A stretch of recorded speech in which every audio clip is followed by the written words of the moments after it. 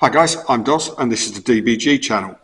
First off, let me start by wishing you all a happy new year. Thank you to all our customers who supported us last year, and we look forward to seeing you all again in this coming year, and many new customers as well, we hope.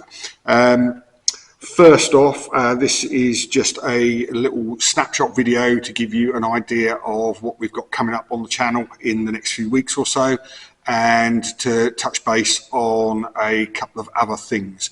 We are reopening tomorrow, which is a Saturday. We don't normally open weekends, but we are trialling opening the first Saturday of every month, just from 10 till 1, for the convenience of our customers, because we know there are some people who really struggle to get here to drop stuff off or pick stuff up within the opening times that we currently have. So to make life easier for all of you guys, we're going to have a little go with the first Saturday of every month, open 10 till 1.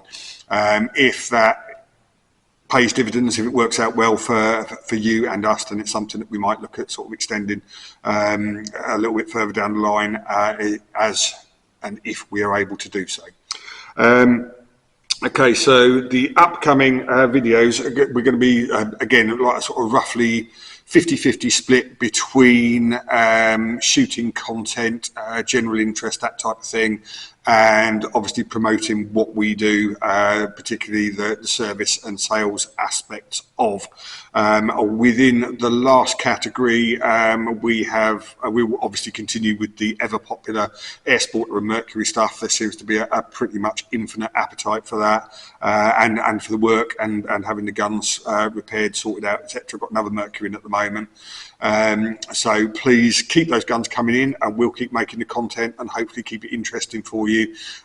We have, as most of the country is, obviously the weather is looking pretty poor for the upcoming week or so, in terms of, I mean, it's, as you can see, I'm well wrapped up in here because it's flipping chilly in here, and it's going to be really cold for the next week or so. So realistically, any shooting content that I do on the YouTube videos is likely to be in here rather than out at Colne Valley. But if we do get a break in the weather and it's safe to get out there on my motorbike, then I will certainly do so, and we'll get some stuff filmed out there, including the use of Project Air Sporter, and there's a couple of other things I want to do around the classic guns and that, which I'm really looking forward to. So yeah, there'll be a continuation of Air Sport and Mercury stuff. That's always going to be part and parcel of what we do on this channel. You guys seem to interact with it quite well as well, so for as long as that continues to be the case, then we are more than happy to do it. And if anyone's got any requests, then obviously please get involved in the comments below. As with all YouTube channels, don't forget, like, subscribe, etc, etc.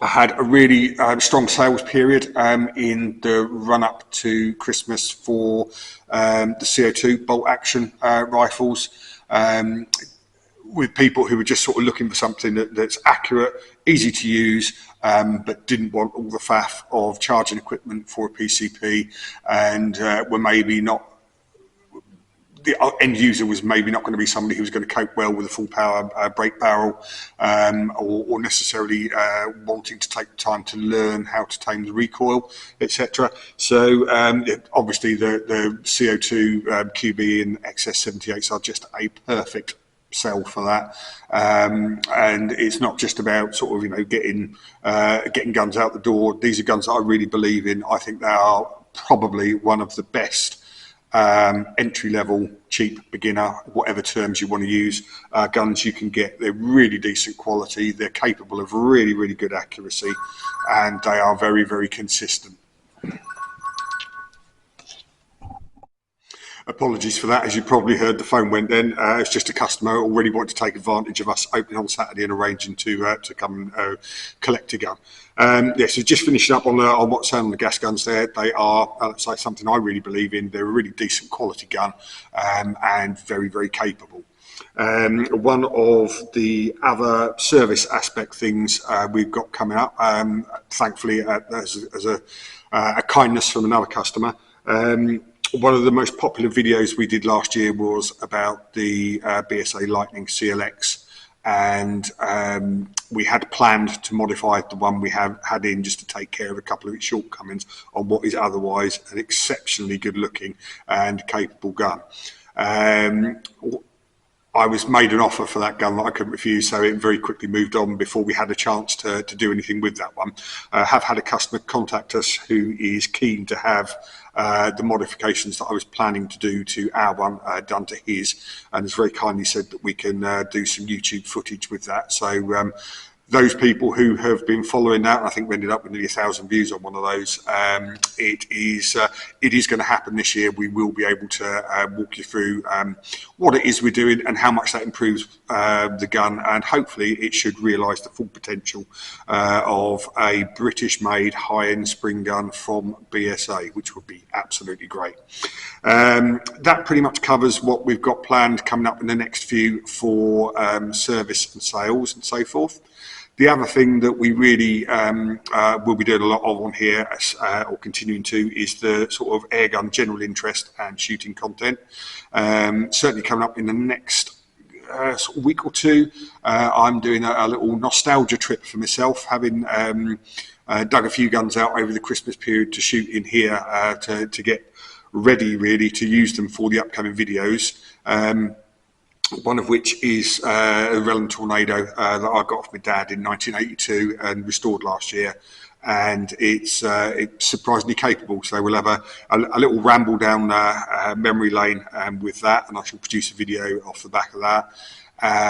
One of the other things that I'm planning to do is a deep dive into diopter sights. I know we've touched on them before, but about half of my collection of classic rifles are fitted with diopter sights, and there is a reason for that, and we will cover that and do some sort of shooting with them and discuss the capabilities, get a nice close-up look at front and rear units as well, because a lot of people just don't know what they are, aren't aware of them. So hopefully that will be of interest to you guys. I'm certainly looking forward to doing it at any rate.